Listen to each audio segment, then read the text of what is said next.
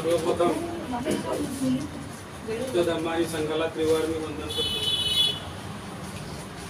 आज आपण या ठिकाणी अशोक जयंती निमित्त म्हणजे जसं ठरवण्यात आलेलं आहे बिहार सरकारकडून 2327वी जयंती तर या निमित्ताने या ठिकाणी उपस्थित आपण सगळ्यांना सम्राट अशोक जयंतीच्या शुभेच्छा। आपण या ठिकाणी उपस्थित आहात। आजच्या कार्यक्रमाचे अध्यक्ष आदरणीय डॉक्टर बीना राऊत मॅडम, आजच्या कार्यक्रमाचे वक्ते आमचे मार्गदर्शक दीक्षित आवळे सर, त्यांनी मला इथे संधी दिली बोलायला। दैनिक बहुजन सौरभचे आदरणीय मिलिंद विजले सर, आपण या ठिकाणी सिद्धार्थ कांबळे सर, पाटील साहेब संचालन करत आहेत, आदरणीय लोखंडे मॅडम, जया मॅडम, आपले आमचे मित्र वामन साहेब आणि प्रामुख्याने उपस्थित या ठिकाणी संघाची उपस्थिती आहे। या ठिकाणी संघाच्या प्रतिनिधीची उपस्थिती आहे। आदरणीय विद्वान भंतेजी आहेत, आदरणीय चिंचल मित्तानंद, आणि सगळ्यांना आपण सगळ्यांच्या उपस्थितीमध्ये हा कार्यक्रम या ठिकाणी पार पडतो। तर हा विषय असा आहे की अर्ध्या एक तासात तर शक्य नाही आहे। तर आपण असं मला जसं जसं आठवते ना एका मुद्द्यावर तर तसं बोलतो मी, ठीक आहे। म्हणजे याच्यात असं म्हणजे सम्राट अशोक ही जी व्यक्ती आहे ही व्यक्ती ज्याला खऱ्या अर्थानं बहुआयामी म्हणतात ना, मल्टी डायमेन्शनल, त्या टाईपचीच आहे। म्हणजे तशी आहे टाईपची नाही, त्याच्या म्हणजे सुंदर उदाहरण आहे। त्याला एक लिगल लँग्वेजमध्ये असं आहे सुई जेनेरिस शब्द आहे, सुई जेनेरिस म्हणजे त्याला उत्कृष्ट एकदम युनिक एक्झाम्पल म्हणतात। मल्टी डायमेन्शनल पर्सनॅलिटीच्या उत्कृष्ट एक्झाम्पल, त्याच्या व्यतिरिक्त दुसरं नाही। तर त्या टाईपची पर्सनॅलिटी आहे आणि त्या विषयावर बोलणे म्हणजे त्यांच्या कोणत्या भागावर बोलायचं, त्यांच्या धार्मिक भागावर बोलायचं का, त्यांच्या प्रशासकीय की त्यांच्या पर्सनल लाईफवर बोलायचं की आणि त्यांनी लिटरेचर निर्माण केलं आहे त्या विषयावर बोलायचं असं। तर आपण पहिल्यांदा गव्हर्नमेंट ऑफ इंडियापासूनच सुरुवात करूया। तर असं आहे की 22 जुलै 1947ला संविधान सभेमध्ये भारताच्या राष्ट्रध्वजावर एक चिन्ह घ्यायचं होतं आणि त्या चिन्हासाठी खूप चर्चा सुरू झाली। तर काही तो भाग वेगळा आहे की कशी चर्चा आहे, परंतु अशोकावर चर्चा आहे चांगली आणि सर्वानुमते बाबासाहेबांच्या प्रयत्नामुळे सर्वानुमते 22 जुलै 1947ला भारताच्या राष्ट्रध्वजावर सम्राट अशोकाचे चक्र, ज्याला गॅझेटियरमध्ये धर्मचक्र लिहिलेलं आहे, धर्मचक्र आहे, अशोक चक्र हे नाव नाही, धर्मचक्र ते त्या ठिकाणी घेण्यात आलं। आणि 26 जानेवारी 1950ला भारताच्या म्हणजे ऑफिशियल एम्ब्लेम असतं ना, म्हणजे सिम्बॉल, त्याला ऑफिशियल एम्ब्लेम म्हणतात। तर ते सम्राट अशोकाच्या सारनाथमधून त्या पिलरवरून सिंहाकृती घेतली। ते त्याला आपल्याला 3 सिंह दिसतात, एक लपलेला आहे, चौथा मागे आहे, तर ते तर त्याचा पूर्ण कॉलम नाही आहे, म्हणजे बॉटम पर्यंत नाही आहे, म्हणजे जे पेडस्टेल असते तेव्हा तिथपर्यंत आहे आणि त्याच्या वरचा भाग आहे। आणि तो त्याच्यावर पुन्हा जो चक्र आहे ना मोठा, तो चक्र काटलेला आहे त्यामध्ये। त्या 4 मूर्तीवर जो दुसरा एक चक्र आहे ना त्याच्यामध्ये 32 आरे आहेत, 32 स्पोक, आणि हे जे बॉटमला आहे ना याच्यामध्ये 24 आहे। मुळात तो वरचा घ्यायचा होता त्या राष्ट्रध्वजावर, मुळात कोणता घ्यायचा होता, तो वरचा घ्यायचा होता, तो सुप्रीम चक्र आहे, तो सुप्रीम, बॉटमच्या सुप्रीम नाही आहे। परंतु हा खालचा घेतला, म्हणजे ही काय झाली की त्याची सिरियसनेस आणि ती घाई गर्दी झाली ना, त्याच्यामुळे होऊन गेलं। आणि नंतरच्या काळामध्ये हे थोडंसं सांगतो 1 मिनिटात आणि सगळं नंतरच्या काळात काय झालं, हे सगळं झाल्यानंतर गव्हर्नमेंट वगैरे बनली 50 नंतर, तर आर के मुखर्जी नावाचे एक फार प्रसिद्ध इतिहासकार आहेत, राधा गुमुत मुखर्जी, ते पार्लमेंटमध्ये मेंबर होते। त्यांनी नेहरूंना लक्षात आणून दिलं की आपण जो चक्र घेतला हा जरा तुमचा चुकी द्यायला, आपल्याला तो सुप्रीम चक्र घ्यायला पाहिजे होता, तो 32 स्पोकचा आहे। नेहरूने त्यांना पत्र लिहून सांगितलं, म्हणे हे मोठ्या मुश्किलनं आला आहे म्हणे या ठिकाणी, आता जर आपण ते भानगड करायला गेलो ना तर होत्याचे नव्हतं होऊन जाईल, म्हणून आता तो विषय जरा तसाच राहू। हे दोन्ही पत्र माझ्याकडे आहे, आर के मुखर्जीने नेहरूला पाठवलेला आणि नेहरूने आर के मुखर्जीला पाठवलेलं. म्हणजे ह्या ज्या काही गोष्टी झाल्या की नाही त्या काळात काही करून घ्यायच्या होत्या, केलं ते. चक्र घ्यायचा होता, अशोक चक्र आला. तो जे सुप्रीम चक्र आहे तो डोक्यावरचा. तुम्ही विचार करू शकता की 4 सिंह ज्याला कॅरी करतात, ज्या चक्राला कॅरी करतात, तो आपण डोक्यावर कोणाला घेऊ, तो मोठा आहे, त्याला साहजिक गोष्ट आहे की नाही. आपण डोक्यावर कोणाला घेऊ, जो सुप्रीम आहे त्याला. तर ते सुप्रीम चक्र आहे, तर ते जाऊ. तर अशा पद्धतीनं सम्राट अशोक हा आधुनिक भारताच्या इतिहासामध्ये शासकीय सम्राट झाला. म्हणजे सरकारी राजा म्हणतो आपण, असा सरकारी राजा दुसरा आहे का? म्हणजे सरकारी राजा. याच्यापेक्षा आपल्याला असं म्हणता येईल की सरकारच त्याची झाली. कारण जर त्यांच्या चक्र राष्ट्रध्वजावर स्वीकारला आणि त्याची राजमुद्रा जी होती ती राजमुद्रा भारताची राजमुद्रा झाली, तर याचा अर्थ अशोकाचा आदर्श भारत सरकारने स्वीकारला असा अर्थ होते, सरळ सरळ. दुसरी गोष्ट, एक आश्चर्याची गोष्ट अशी आहे की सम्राट अशोक हा लोकशाहीचा राजा नव्हता ना. सम्राट अशोक हा लोकशाहीवादी राजा नव्हता. तो एका मोठ्या साम्राज्यशाहीचा प्रतिनिधी होता. भारतातल्या सगळ्यात मोठ्या साम्राज्याचा सम्राट होता. त्याच्या आणि लोकशाहीचा कसा काय संबंध? म्हणजे हे एक आश्चर्याची गोष्ट नाही का? एखाद्या साम्राज्याच्या सम्राटाचा आदर्श आधुनिक काळामध्ये लोकशाहीने घेणे हा एक आदर्श आहे. म्हणजे हा एक प्रश्न आहे की नाही? हे कसं काय?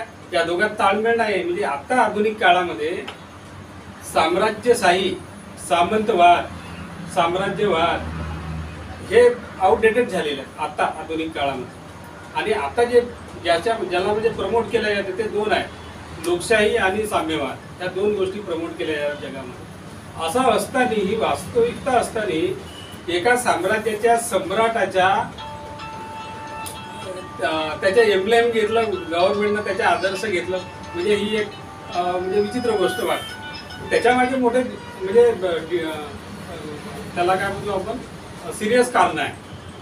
ते सिरियस कारण असे आहे की सम्राट अशोकाने त्याच्या कारकिर्दीमध्ये जो काम केलं आहे ना, त्या कामाचा आदर्श पाहून भारत सरकारने त्याच्या एम्ब्लेम घेतला.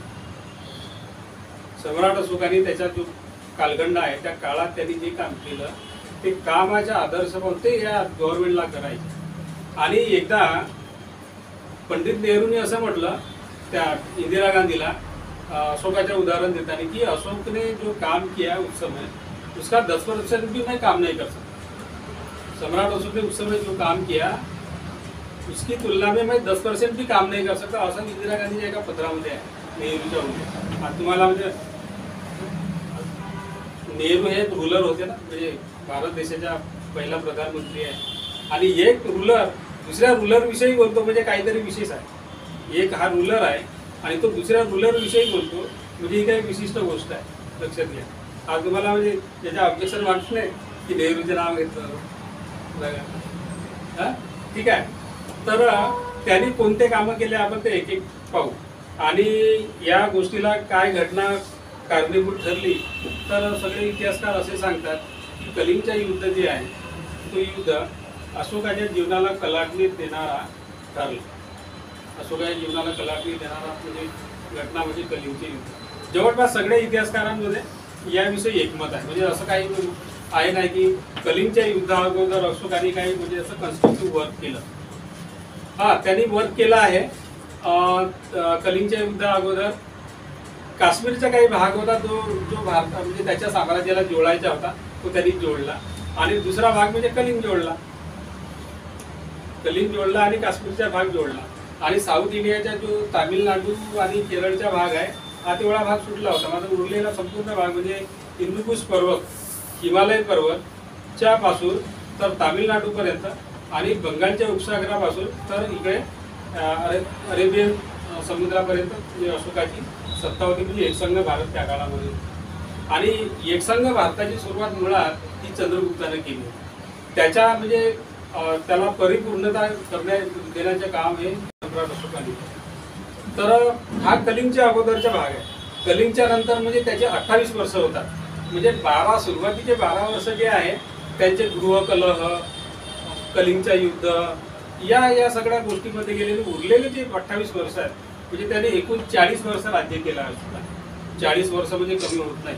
म्हणजे आताच्या जर 5-5 वर्षाच्या निवडणुका केल्या, किती 8 पार्लमेंटमध्ये होता असं समजा, म्हणजे 8 वेळा तो प्राईम मिनिस्टर राहिला असं समजा या देशाच्या. तर म्हणजे असं 40 वर्ष त्यांनी राज्य केलं. त्यापैकी सुरुवातीचे 12 वर्ष ते गृहकलह वगैरे वगैरे याच्यात गेले आणि उरलेले 28 वर्ष जे आहेत ते अत्यंत महत्त्वपूर्ण आहे.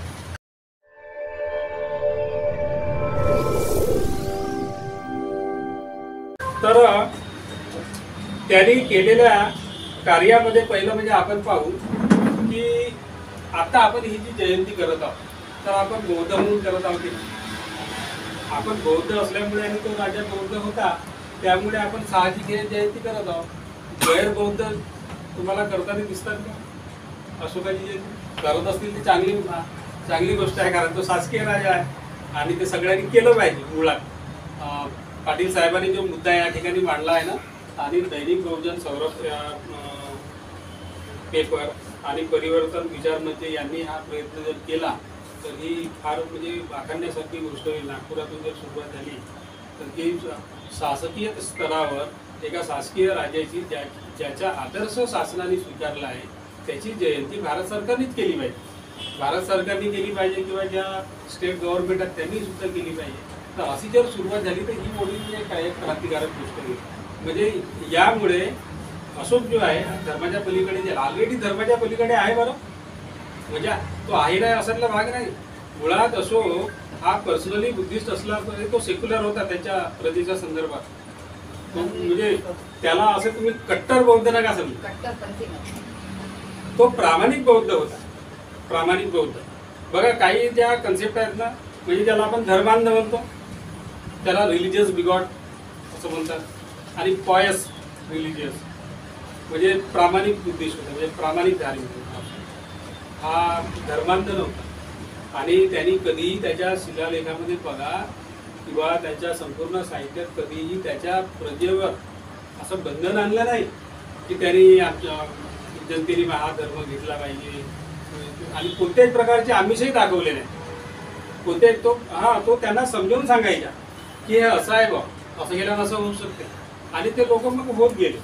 त्यांनी एक वेगळी यंत्रणा लावली होती त्या कामामध्ये, बुद्धाच्या विचाराच्या प्रसार करण्यासाठी वेगळी यंत्रणा लावली होती. त्यांनी कधी म्हणजे असं हे केलं नाही आणि त्याच्यामुळे अशोक हा एक धर्मनिरपेक्ष आणि धर्मसहिष्णू राजा म्हणजे जगाच्या इतिहासातला पहिला आहे, जगाच्या इतिहासात. त्याच्यामुळे सगळ्या लोकांनी अशोकाची जयंती केली पाहिजे. जर समजा धर्मांध राहिला असता तर गव्हर्नमेंट ऑफ इंडिया त्याच्या चिन्ह आणि ते राष्ट्रध्वजावर घेतलं नसतं, असं नसतं त्यानं. परंतु त्याच्या काळामध्ये जो बुद्धिजनला स्वरूप प्राप्त झाला होता तो नॅशनल रिलिजन झाला होता. म्हणजे त्याला आपल्याला अनायास असं वाटते की अशोकाच्या काळामध्ये बौद्ध धर्म हा राष्ट्रधर्म होता, म्हणजे तो राष्ट्रव्यापी झाला होता. राष्ट्रव्यापी काय तुम्हाला विश्वव्यापी आपण म्हणू शकतो. विश्वव्यापी म्हणजे भारताच्या पलीकडे अशोकाच्या कामामुळे त्याच्या कृतीमुळे तो धर्म पलीकडे गेला आणि त्याच्यामुळे तो विश्वव्यापी झाला. परंतु एकंदरीत अशोक हा धर्मनिरपेक्षच होता. दुसरी गोष्ट ही म्हणजे त्याच्या धार्मिक बाबतीची गोष्ट झाली. दुसरी गोष्ट अशी की एक मुद्दा जसा आपण पेपरला आपण पाहिलेला आहे तर तो मुद्दा मी क्लिअर करतो.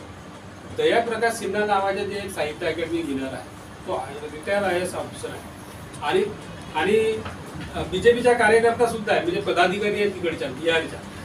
तर त्यांनी काय केलं, मागच्या जानेवारीच्या पहिल्या आठवड्यामध्ये त्याचा इंटरव्ह्यू घेतला एका पेपरने. त्यांनी म्हटलं त्याचा इंटरव्ह्यू यासाठी घेतला की त्यांनी सम्राट अशोक नावाचं एक नाटक लिहिलेलं आहे आणि त्या नाटकावरच त्याला साहित्य अकॅडमीचा पुरस्कारही भेटला. बघा, ज्या पुस्तकावर त्याला साहित्य अकॅडमीचा अवॉर्ड भेटतो त्याच कॅरेक्टरवर तो टीका करतो म्हणजे त्याला चिखलफेक करतो असं म्हणा. टीका करण्यापेक्षा त्यांनी चिखलफेक केली त्या कॅरेक्टर. त्या कॅरेक्टरला काय होतं अशोकावर की औरंगजेब आणि अशोकामध्ये मला फार साम्य दिसतं. म्हणजे म्हणजे तो त्याच्या म्हणणं असा म्हणजे त्यांनी स्पष्ट म्हटलं की अशोकाने सुरुवातीच्या काळामध्ये त्याचे 12 वर्षात सुरुवातीचे कलिंगच्या पहिलेचे तेव्हा त्यांनी खूप पापकृत्य केली आणि त्याला लपवण्यासाठी त्याच्यावर पांघरून घालण्यासाठी त्यांनी नंतर धार्मिक असल्याचे ढोंगे हे बघा.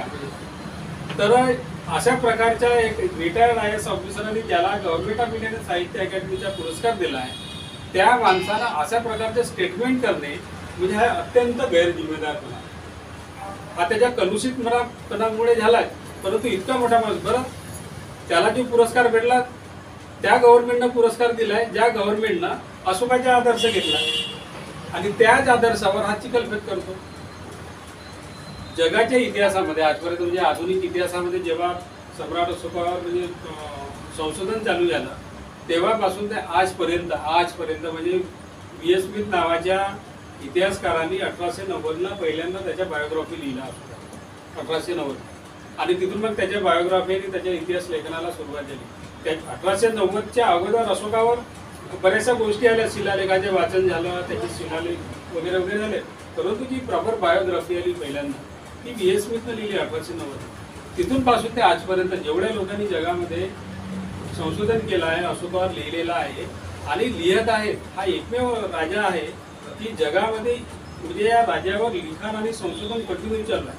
भारतामध्येच नाही तर भारताच्या बाहेर सगळ्या म्हणजे ज्या ठिकाणी बौद्ध धर्म नाही अशा देशामध्ये सुद्धा युरोपमध्ये अमेरिकेमध्ये मुस्लिम कंट्री जर सोडली तर जवळपास मुस्लिम कंट्री काही थोडसा फंडामेंटलिझममुळे या गोष्टीकडे दुर्लक्ष करतात. परंतु जसं पाकिस्तान आहे तर पाकिस्तानला प्रकार आहे म्हणजे ते संशोधन करतात तिथे हेरिटेज असल्यामुळे तर ते असतं. तर काय सांगत होतो हां तर V.S. स्मिथ पासून आजपर्यंत जेवढ्या लोकांनी अशोकावर संशोधन केलं अशा कोणत्याही लेखकांनी अशा प्रकारची चिखलफेक अशोकावर केलेली नाही. सगळ्या लोकांनी सांगितलं आहे निर्णय दिला आहे एकमताने की अशोक हा महान होता आणि त्याचे ती कार्य सांगितली की तो कोणत्या कारणामुळे महान. तर आपण आता एक थोडंसं त्याच्या लेखाजोखा बघू की त्यांनी काय काय काम केलं. पहिलं काम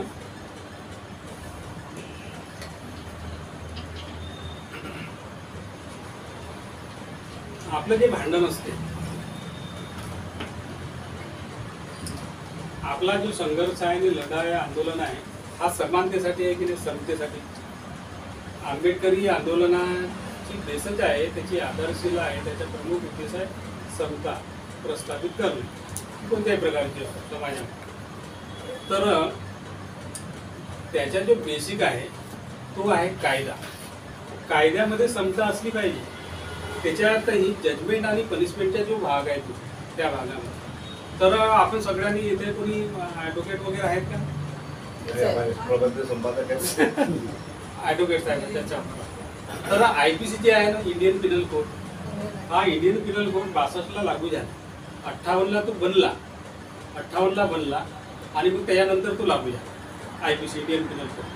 हा इंडियन पिनल कोड जो आहे आता हा युनिफॉर्म आहे समान आहे एकसारखा. त्याच्या अगोदर एकसारखा नव्हता.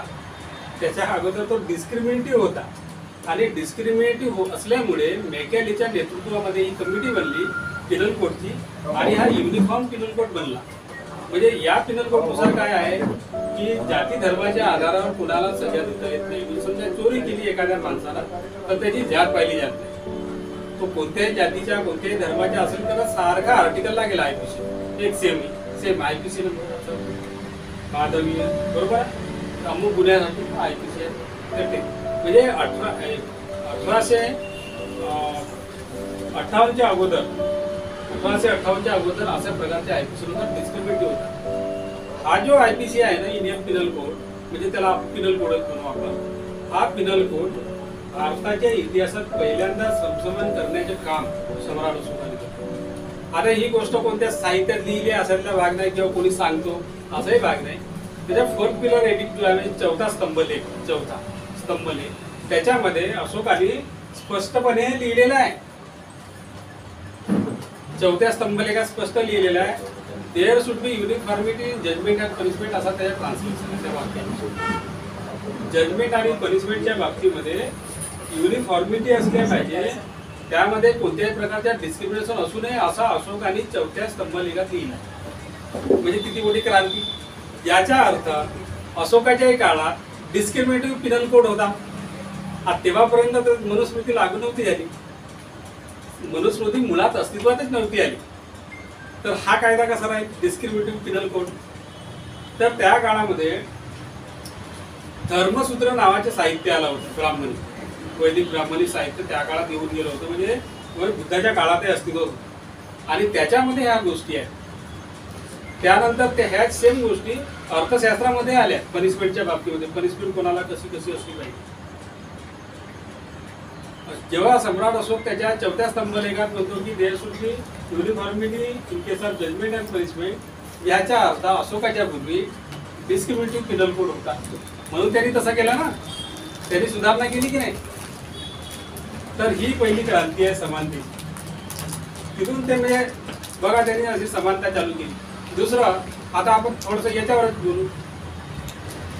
जे क्रिमिनल असतात किंवा गुन्हेगार असतात, कैदी असतात, त्यांच्या सुधारणेच्या संदर्भात त्यांनी काम केलेलं आहे. एक उदाहरण सांगतो की कसाबच्या बाबतीमध्ये सुप्रीम कोर्टाने असं म्हटलं, म्हणजे काही लोकांनी असं म्हटलं की आता हा तर गुन्हेगार आहेच कसाब, म्हणजे हा आतंकवादी आहे, यांनी आमच्या देशावर आक्रमण करून इतके वगैरे वगैरे असं केलं आहे, तर आता हा फाशीला लायबल आहे.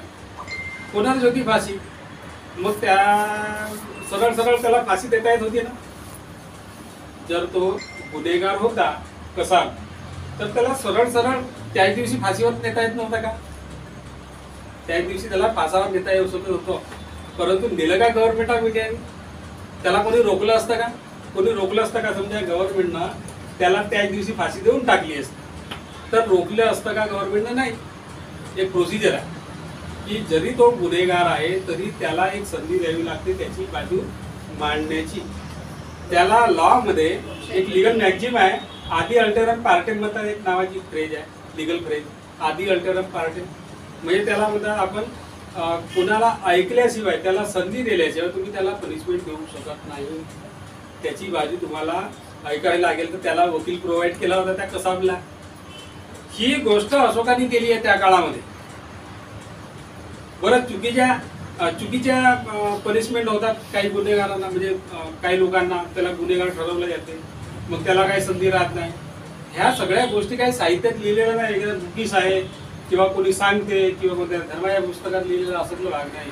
हे त्यांनी त्याच्या शिलालेखात लिहिलेलं आहे की हे असं असलं पाहिजे की ज्या लोकांना चुकीने सजा झाली आहे त्याच्या केस रिवायवल करण्याची प्रोसिजर त्यांनी सांगितली आहे.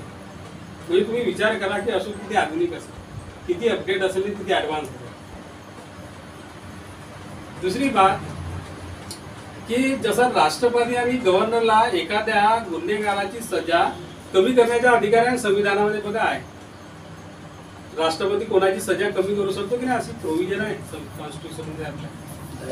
ही प्रोव्हिजन अशोकाने केली त्या काळामध्ये की समजा तो म्हातारा आहे किंवा काही आहे, त्याची जी बॅकग्राऊंड पाहून, त्याच्या गुन्हा करण्या अगोदरच्या बॅकग्राऊंड पाहून त्याची सजा किंवा त्याला सजा मुक्ती करण्याच्या प्रोव्हिजन अशोकाने त्या काळात केली. म्हणजे अशोक किती ऍडव्हान्स असेल त्या काळामध्ये.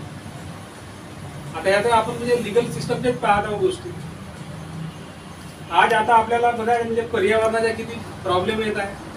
आता तुम्ही इंग्रजी पेपर पहा, इंडियन एक्सप्रेस किंवा टाइम्स ऑफ इंडिया, त्याच्यामध्ये जगामध्ये आणि भारतामध्ये किंवा आशियामध्ये जो पर्यावरणात फरक येत आहे आणि आपल्या आयुष्यावर आणि तापमानावर आणि अनेक गोष्टीवर असा फरक पडत आहे.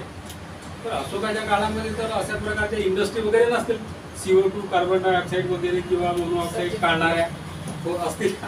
अशोकाच्या काळात ह्या गोष्टी नव्हत्या. तरी सुद्धा त्यांनी पर्यावरणाचे महत्त्व ओळखलं आहे. ते त्या शिलालेखात असं म्हणतो की जंगलं जाळू नका. आणि ते कारण सांगतो, जंगलं जाळू नका यासाठी, कारण तिथे जो गवत असतो त्या गवताच्या खाली काही जीवजंतू राहतात, त्याचे जीवजंतू. म्हणजे किती बारीक विचार करतो अशोक सांगा. म्हणजे आपण एका बाजून जर तो कलिंगचा युद्ध पाहिला तर तो अशोक आणि हा अशोक इतका बारीक विचार करणारा पर्यावरणाच्या. त्यांनी रस्त्याने झाडं लावले आहे, आजही गव्हर्नमेंट ऑफ इंडियाला हे करता येत नाही आहे. त्यांनी त्या रस्त्यावरची झाडं तोडून टाकले. जे ब्रिटिश काळात लागलेले झाडं होते ना, जे जुने मंडळी असतील तुम्ही पाहिले, मोठ्या रस्त्यानं झाडं राहायचे दोन्ही बाजूनं, आंब्याचे वगैरे खूप मोठमोठे झाडं राहायचे. ते झाडं आता गव्हर्नमेंट ऑफ इंडियाने तोडून टाकले रस्ता रुंदी करण्याच्या चक्करमध्ये, आणि झाडं लावलेही नाही आणि ते जगतही नाही.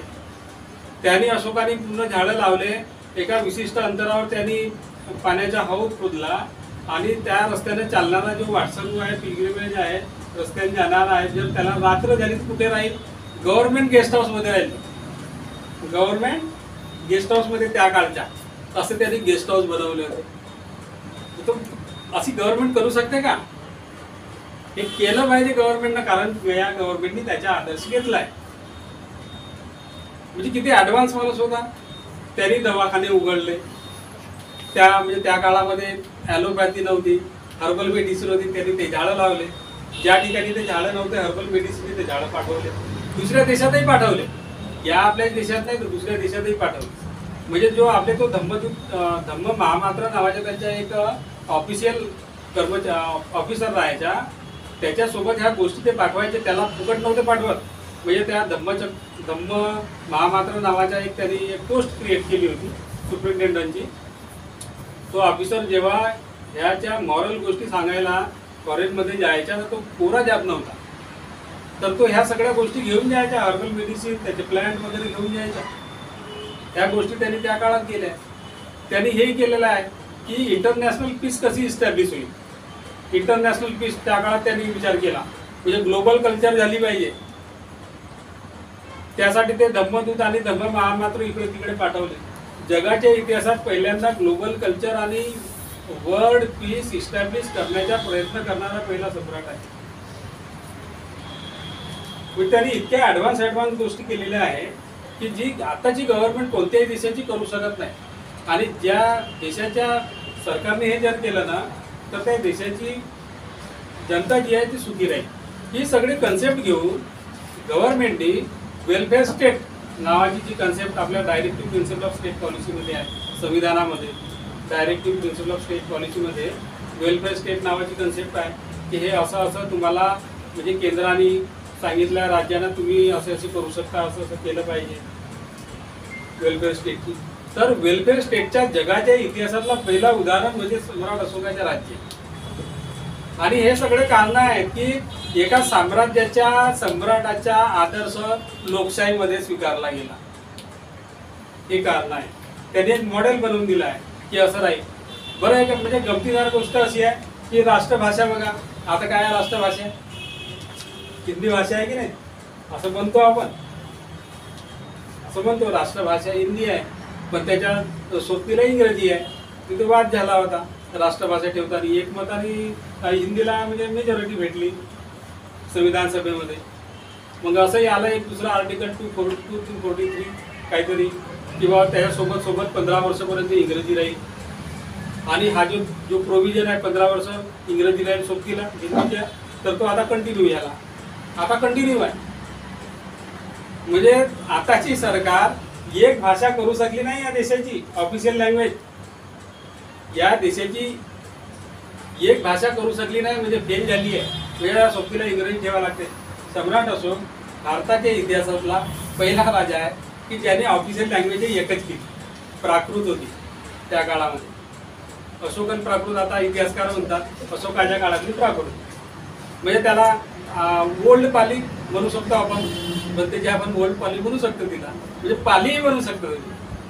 म्हणजे बघा पूर्ण म्हणजे त्या हिंदूकुश पर्वतापासून त्याच्या साम्राज्य जिथपर्यंत तिथपर्यंत ऑफिशियल लँग्वेज ही प्राकृत.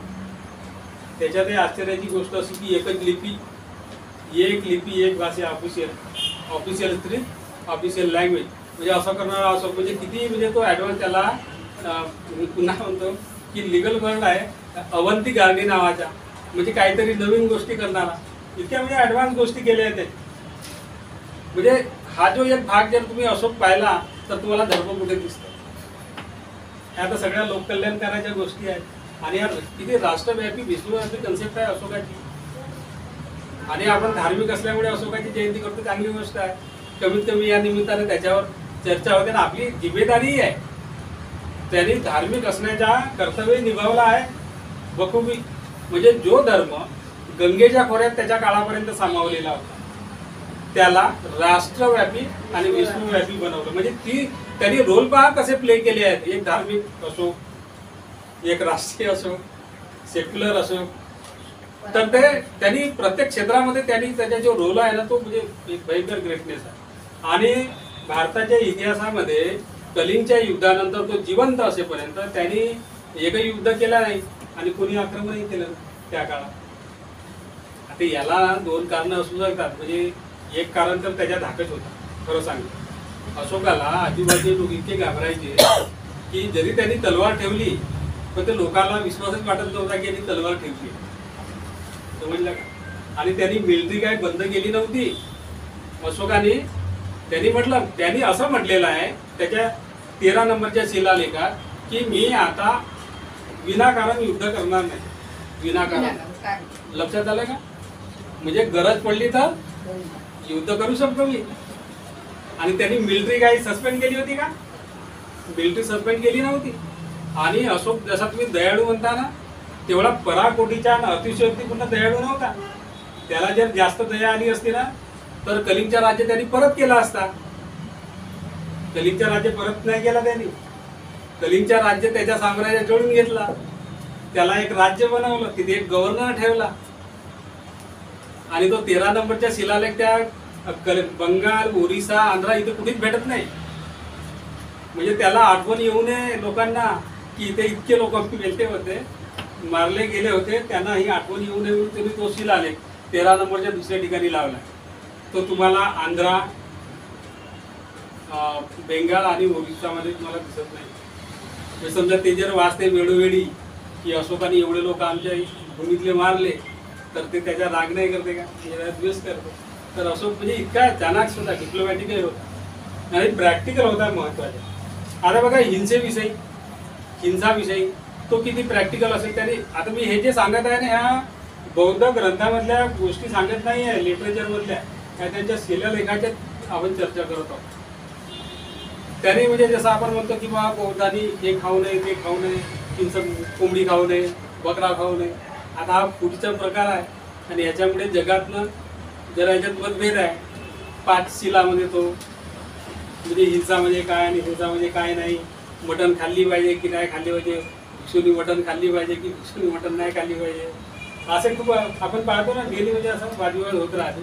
अशोकाने काय केलं की मुळात तो जो काळ होता आणि त्याच्या अगोदर जगामध्ये ज्या ठिकाणी मानवजात निर्माण झाली आहे तर अत्यंत प्राचीन काळापासून मानव समाज हा शाकाहारी मांसाहारी दोन्ही राहिला. म्हणजे त्याला जसं जसं उपलब्ध झालं तसं तसं तो खाता. आणि भारतामध्ये जर सांगतो की ह्या दोन्ही गोष्टी काय मोठ्या प्रमाणात. आणि जर पाहुणा आला त्याच्या घरी तर त्याला मटण द्यायची. मटण कोणती द्यायची? त्या काळात पॉप्युलर जी मटण होती ती होती डुकराची. आता तुम्हाला म्हणजे याचं आश्चर्य वाटेल. म्हणजे डुक्कर म्हणजे हा नाही आपल्या गावात राहतो जंगली डुक्कर. आचार्य चतुर्सेन शास्त्राचे एक पुस्तक आहे प्रसिद्ध, कादंबरी फारच प्रसिद्ध आहे. म्हणजे ती 1950च्या अगोदर पब्लिश झाली. आठवते का तुम्हाला कोणती? आचार्य चतुर्सेन शास्त्राचे पुस्तक, कादंबरी वैशालिकी नगरवधू. वैशालिकी नगरवधू. मी तुम्हाला रिक्वेस्ट करतो की तुम्ही ती एकदा घ्या आणि वाचा हिंदीमध्ये. तर तुम्हाला हे माहीत होईल की त्या काळातलं खानपान, त्या काळातलं रहनसहन, त्या काळातलं पेहराव, त्या काळातली आवभगत, त्या काळातली युद्धशैली, ह्या सगळ्या गोष्टी तुम्हाला माहीत होती. इतकी म्हणजे त्यांनी स्किल पूर्ण लिहिलेलं आहे चतुर्सेन शास्त्राला. तर हे त्या खानपानामध्ये तुमच्या तुम्ही म्हणाल की हे काल्पनिक आहे. वैशालिकी नगरवधू काल्पनिक आहे का? त्यांनी थोडंसं फिक्शन करून लिहिलेलं आहे पण काल्पनिक नाही. हिस्टॉरिकल नॉव्हेल आहे ती, हिस्टॉरिकल. आणि 1950च्या अगोदर जरी ती प्रकाशित झाली, आजही प्रत्येक वर्षी तिच्या नवीन एडिशन निघते. तुम्ही आपण वाचलं नाही पण मी सांगतो तुम्ही वाचा. म्हणजे बुद्ध काळामध्ये पेहराव कसा होता, खानपान कसा होता, अवघड कशी होती, सगळ्या गोष्टी कशा होत्या ह्या सगळ्या माहिती. युद्धशैली कशी होती, शस्त्र कसे होते, हा सगळं त्यांनी वर्णन केलं आहे त्याच्यामध्ये. त्याच्यामध्ये सांगितलेलं आहे की डुकराच्या मांस पाहुण्याला द्यायचे. तर अशोक काळामध्ये मटण खाण्याचा प्रकार मोठा होता आणि ते राजघराण्या त्याच्या घरी खूप मटण खाय. त्यांनी स्वतः सांगितलं आहे की माझ्या घरी एवढ्या हरणी, एवढे मोर, माझ्या किचनमध्ये एवढे मारले जात होते. आता मी ते कमी केले आहे आणि कालांतरानं कमी कमी करत जाईन. त्यांनी ॲट ए टाइम बंद केलं का? प्रॅक्टिकल बरं. त्याच्यामध्ये तो असं म्हणतो की कोणाची मटण खाल्ली पाहिजे आणि कोणाची मटण खाऊ नये. तर जी हरीण प्रेग्नंट आहे तिला मारू नका म्हणतो. जो प्राणी प्रेग्नंट आहे त्याला नाही मारायचे. जो लहान बच्चा आहे त्याला नाही मारायचे. म्हणजे तो म्हणजे किती प्रॅक्टिकल आहे पहा. तर इतक्या बारीक गोष्टी त्यांनी त्याच्या शिलालेखामध्ये लिहिलेल्या आहेत. दुसरं की आवळे साहेबांनी बाबासाहेब आंबेडकरांनी अशोकाचा उल्लेख केला. बऱ्याच लोकांना असं वाटतं की बाबासाहेबांनी अशोकावर का नाही लिहिलं बाबा काहीतरी. तुम्ही वाचलेलं आहे का आपल्यापैकी कोणी बाबासाहेबांनी अशोकावर लिहिलेलं आहे? अशोकावर काय लिहिलेलं आहे असं वाचलेलं आहे? लिहिलं आहे बरं. त्याच्यात झालं असं की जे रिव्होल्युशन अँड काउंटर रिव्होल्युशन हा ज्या वॉल्यूममध्ये पार्ट आहे त्याच्यामध्ये एक प्रकरण आहे ट्रम्प ऑफ ब्राह्मणिझम, म्हणजे ब्राह्मणवादाचा विजय नावाचं एक प्रकरण आहे. त्याच्यामध्ये असं आहे की मौर्य साम्राज्याची स्थापना म्हणजे मगधची स्थापना पासून ते त्याच्या म्हणजे अस्तापर्यंत एक प्रकरण बाबासाहेबांनी लिहिलं. तर बाबासाहेब बरोबर त्या मगधच्या पासून अंता चंद्रगुप्त बिंदुसारापर्यंत त्याच्यानंतर तिथे हे लिहिलेलं आहे. जो एडिटर आहे वसंत मून आणि जी कंपनी आहे तर त्यांनी असं लिहिलेलं आहे एडिटोरियल बोर्डानं की याच्यानंतरचे 7 पानं गहाळ आहे. किती? 7 पानं. म्हणजे अशोकापर्यंत आलेला आहे बाबासाहेब, त्याच्यानंतरचे 7 पानं गहाळ आहे. आणि त्याच्यानंतर पुन्हा आहे मग अशोकाने म्हणजे जे धार्मिक क्रांती केली त्याचा परिणाम काय झाला तर बाबासाहेब पुन्हा तिथं सांगतात. आता तुम्ही याच्यावर विचार करा की हे 7 पानं गहाळ झाले की केले गेले. मी एकदा वाली साहेबांना फोन केला. वाली साहेब म्हटला ये ऐसा ऐसा है तो या के ये पेजेस का गए. म्हणजे 7 पाना म्हणजे भरपूर अशोक आला असता. म्हणजे जे जे बाबासाहेबांना सांगायचं होतं ते त्यामध्ये होतं. गाळ म्हणजे त्याच्या फाईलमधून केले गेले. तो वाली साहब म्हणाले की वो बोले रत्तू के पास में रहती थी कॉपी और रत्तू एक डुप्लिकेट कॉपी भैया झेरॉक्स कॉपी बना के एक अलग. तो आता ते आपण त्याच्यावर कोणावर टीका करणार नाही. या ठिकाणी पण गहाळ झाले आणि अशोक त्या ठिकाणी बाबासाहेबांनी लिहिला होता ही गोष्ट खरी. आणि त्यांनी कसं लिहिलं त्याच्यापासून आता आपण वंचित आहोत. समजा जर आपण सगळे लोक मिळून ते 7 पानं की जे काही गाळ झालेले आहे बिंदुसारापासून तर त्या पुष्यमित्र शृंगापर्यंतचा भाग तर हे पानं जर भेटवण्यात जे धार्मिक कन्सेप्ट जी आहे बुद्धिजममध्ये धम्मचक्रवर्ती नावाची एक कन्सेप्ट आहे. आणि ही कन्सेप्ट दिग्ग निकायाच्या महापरिनिब्बाण सूक्तामध्ये दिग्ग निकायामध्ये ही धम्मचक्रवर्ती नावाची कन्सेप्ट आलेली आहे. ही एक. दुसरी गोष्ट की त्यांनी ब्राह्मणाचे जे विधिविधान बंद केले ती. आणि तिसरी गोष्ट की त्याच्यात तुम्ही सांगितल्याप्रमाणे जे वर्णन केलेलं आहे हा लिटरेचरमध्ये आहे बौद्ध साहित्यामध्ये. आता हे जे बौद्ध साहित्य लिहिलं हे बौद्धांनी लिहिलं, बौद्ध भिक्षूंनी लिहिलं आणि त्याचा कॅरेक्टर उभा केला. आपण याच्या अगोदर जे बोललो कलिंगच्या नंतरच्या हे त्याच्या शब्दातलं आहे म्हणजे अशोकाने सांगितलेलं. आणि आपण जे बोलता ना या टाईपचा जे अशोक आहे सुरुवातीच्या हा तर हा लिटरेचरमध्ये आहे. आता गंमत अशी म्हणते की अशोकाचे लिटरेचरमध्ये 2 पार्ट आहे. म्हणजे हे भिक्षू लोकांनी केले किंवा जे बुद्धिस्ट रायटर होते त्या काळात त्यांनी अशोकाचे 2 पार्ट असे केले. एक केला वाईट अशोक त्याची म्हणजे डार्क साईड केली आणि एक ब्राईट साईड केली. म्हणजे त्याला त्यांनी घटना कोणती ठरवली जेव्हा तो बौद्ध नव्हता तेव्हा तो डार्क साईड केली त्याची लिहिणाऱ्याने पण. आणि हे खास करून म्हणजे बौद्ध भिक्षूंनी केली आहे. आणि जेव्हा मग तो बौद्ध झाल्यानंतर तो भिक्षूंना दान द्यायला लागला, घरी बोलवायला लागला, स्तूप बनवायला लागला, विहार बनवायला लागला. तो म्हणजे अत्यंत लिबरल झाला, म्हणजे त्यांच्या प्रती एकदम फेवरेबल झाला. तर तो फारच म्हणजे भिक्षू लोकांना फारच धार्मिक वाटायला लागला आणि तसं कॅरेक्टर त्यांनी रंगवलं. आणि जेव्हा तो बौद्ध नव्हता तर तो फार वाईट होता. मी सांगतो मी काही सांगितलं नाही. दिव्यावधान नावाचा ग्रंथ वाचा तर त्याच्याविषयी इतकं वाईट लिहिलेलं आहे की ते अशक्य गोष्ट आहे तशी असू शकत नाही. आणि अशोक तर तसा राहूच शकत नाही. कारण त्याची आई, त्याच्या आईचं नाव धम्मा सुभद्रांगी होता, ती आई जी होती ना ती फार मॉरल होती, फार मॉरल होती. आणि तिच्या जसं शिवाजी महाराजांना जिजाबाईनं घडवलं ना त्या टाईपच्या धम्मानं अशोकाला घडवलेलं आहे. तर त्या टाईपचा अशोक नव्हता, फक्त तो बौद्ध नसेल किंवा फेवरेबल नसेल त्या काळामध्ये. तर असं हा एक भाग झाला. दुसरा भाग की हे जे आहे ब्राह्मणाचे विधिविधानं बंद करण्याची हे त्याच्या शिलालेखामध्ये, आणि ते वाजवी आहे. त्या काळामध्ये यज्ञ व्हायचे आणि जे प्राण्यांच्या आहुती देणारे जे यज्ञ होते ते बंद केले सम्राट अशोकाने. त्यांनी कायदा काढला की ज्या यज्ञांमध्ये किंवा ज्या धार्मिक कार्यक्रमामध्ये अंधश्रद्धा होती, ज्याच्यामध्ये प्राणी हिंसा होते, ज्याच्यामध्ये नुकसान होतं संपत्तीच्या, ते सगळे यज्ञ माझ्या राज्यात आजपासून बंद. आणि जे करतील तर त्याला पनिशमेंट होईल. ॲट इन्स्टंट ते बंद झाले. अशा प्रकारे त्यांनी अनेक गोष्टी बंद केलेल्या आहेत. त्यांनी सांगितलेलं आहे की आता जे प्रथा आहे ना, म्हणजे यात्रेला जाताना काहीतरी करणे, घर बांधताना काहीतरी करणे, घर झाल्यानंतर काहीतरी करणे, पूजापाठ, त्याच्यामध्ये ज्या छोट्या छोट्या सुरक्षित गोष्टी आहेत त्या सगळ्या गोष्टीवर अशोकाने बंदी आणली होती. तिसरी गोष्ट की बौद्ध म्हणून जेव्हा अशोक जगला आणि तो राजा म्हणून जगला. आता याच्यात एक गंमत आपण चंद्रगुप्त आणि अशोक पाहू. जेव्हा तो म्हणजे धार्मिक झाला, मुळात चंद्रगुप्तानी जेवढे युद्ध केले, जेवढे माणसं मारले ना, त्याच्यासमोर अशोक काहीच नाही, खरं सांग. कारण जेव्हा चंद्रगुप्त राजा झाला फक्त मगधचा होता, आणि मगध हा बिहारचा काही भाग आहे ना, अंग, मगध, काशी आणि कोसल हे युपीचा भाग, अंग आणि मगध हा बिहारचा भाग.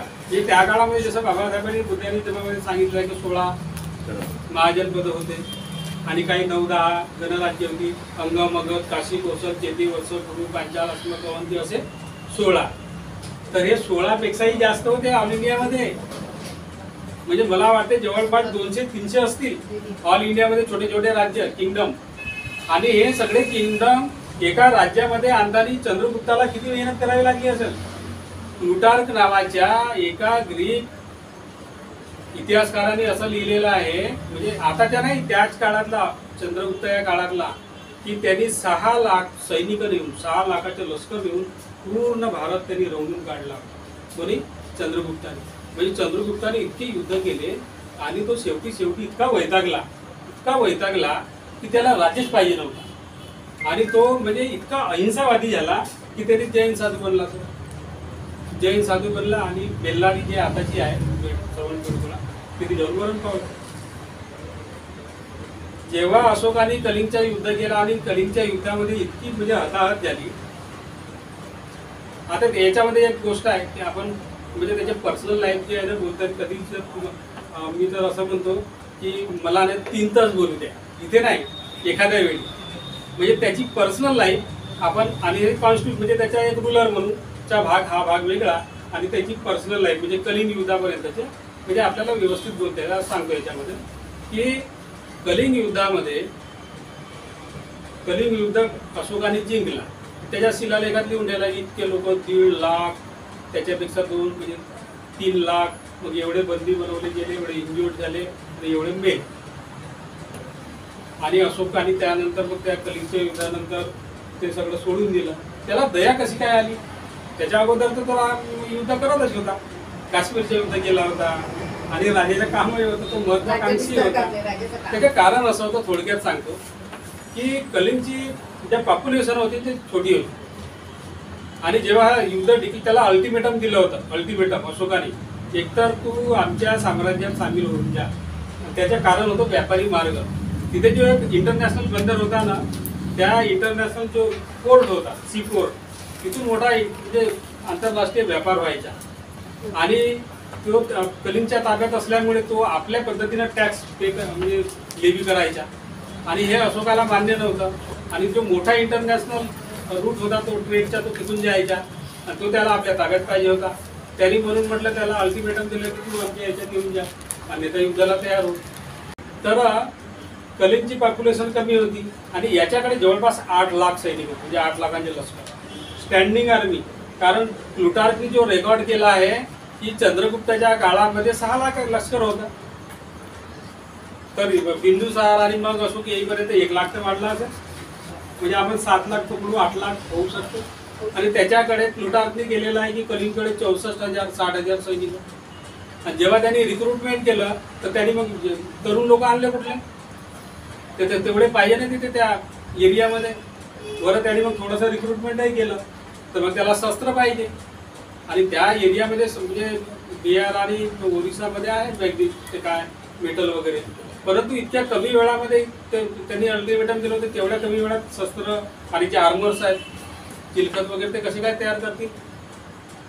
युद्धामध्ये वास्तविक अशी गोष्ट झाली असावी, म्हणजे माझ्या जो संशोधन आहे त्यावरून सांगतो की कलिंगचे लोक without proper arm and armours लढले अशोकाशी. म्हणजे जे वेल ट्रेन आर्मी होती, जे वेल इक्विप्ड होती, त्याच्यासोबत without proper arm and armours कलिंगचे लोक लढले. बरं ते कोण लढले, आता ते त्यांना प्रॉपर जे तरुण फिट लोक पाहिजे होते ते नव्हते, मग अनफिट लोक लढले. काही थोडेसे वय झालेले किंवा ॲडल्टच्या खाली असे लोक. हे जेव्हा गोष्ट अशोकाच्या लक्षात आली ना, तेव्हा त्याला त्याचं वाईट वाटलं की हे लोक कशासाठी लढले माझ्यासोबत, कोण लढले without proper arm and armours, म्हणजे वेल इक्विप्ड आर्मी सोबत कशासाठी. त्याच्या म्हणजे त्याच्याबद्दल याच्यामुळे त्याला कळवळा. आणि म्हणून म्हटलं आता मी याच्यानंतर असं करणार नाही. हा एक भाग हे झालं करीन. हा मग त्याच्यानंतर ते धार्मिक बनले, त्याच्या पुतण्याकडून प्रभावित झाले, निग्रोध आणि मग त्यांचे गुरु मोगली गुप्त, तिसरे आणि उपगुप्त वगैरे याच्याकडून बनले. तर जेव्हा अशोकाने तो कलिंगचा युद्ध जिंकला आणि त्यालाही पश्चाताप झाला की बाबा मी ते वाईट करतोय, तर मी आता काय करू, तेव्हा तो कन्फ्यूज राहायचा.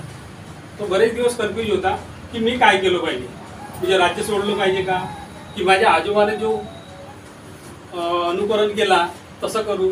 आता तुम्ही पहा की चंद्रगुप्ता जेव्हापर्यंत राजा होता तेव्हापर्यंत त्याच्या जो हिस्ट्री आहे तो ग्लोरियस आहे. चंद्रगुप्ताच्या जेव्हापर्यंत तो राजा होता तो पण ग्लोरियस आहे. आणि जेव्हा तो जैन साधू झाला त्याच्यानंतर तुम्हाला काही ग्लोरी दिसते का, काही हिस्ट्री दिसते का, काहीच नाही दिसत. म्हणजे नंतरचा जो पार्ट आहे त्याच्या राज्य सोडल्यानंतर जैन साधू झाल्यानंतर 0 आहे जवळपास. त्यांनी काय जैन धर्मासाठी फार मोठं काम केलं आहे, मोठं कॉन्ट्रीब्युशन केलेलं आहे, धार्मिक क्षेत्रामध्ये क्रांती केली आहे असं काही दिसत नाही. ही गोष्ट अशोकाने पाहिली प्रॅक्टिकली की माझ्या आजोबांनी तर असं केलं.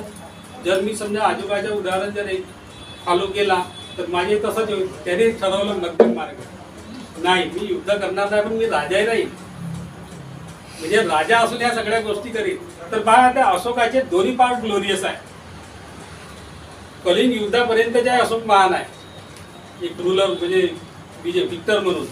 आणि त्याने जो युद्ध सोडला नंतर धार्मिक बनला त्याच्यानंतरच्या त्याच्या पार्ट ग्लोरियस आहे.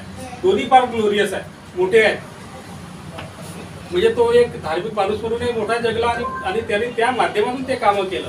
आणि दिग्गनिकायामध्ये जी धम्मचक्रवर्तीची कन्सेप्ट आहे तर त्याच्यामध्ये असं आहे विदाऊट वेपन राज्य करणारा जो आणि बुद्धाच्या मार्गानुसार चालणारा जो राजा असतो त्याला धम्मचक्रवर्ती म्हणतात. तर D.R. भांडारकर नावाचे जे इतिहासकार आहेत ते असे म्हणतात की भारताच्या इतिहासातला हिस्टॉरिकल पहिली फिगर, पहिला रूलर म्हणजे त्या बुद्धिजम मधल्या कन्सेप्ट धम्मचक्रवर्तीच्या कन्सेप्टला परिपूर्ण उतरणारा पहिला राजा असो असं म्हणतात. तर कन्क्लूडच करत असतात. तर धार्मिक कलिंगच्या पहिले आणि कलिंगच्या नंतर अशोकाने हे फार ग्लोरियस लाईफ जगलेली आहे. त्याचा ग्लोरियस इतिहास आहे, विश्वव्यापी आहे. मुळात अशोकच विश्वव्यापी आहे, राष्ट्रव्यापी आहे, विश्वव्यापी आहे. आणि जगात भारतात आजही सगळीकडे त्याच्यावर संशोधन होत आहे. मला जर कधी पुन्हा संधी भेटली तर मी या विषयावर मी बोलणार. आपण आयोजकाकडून मला ही संधी बोलण्याची दिली. धन्यवाद. जय भीम.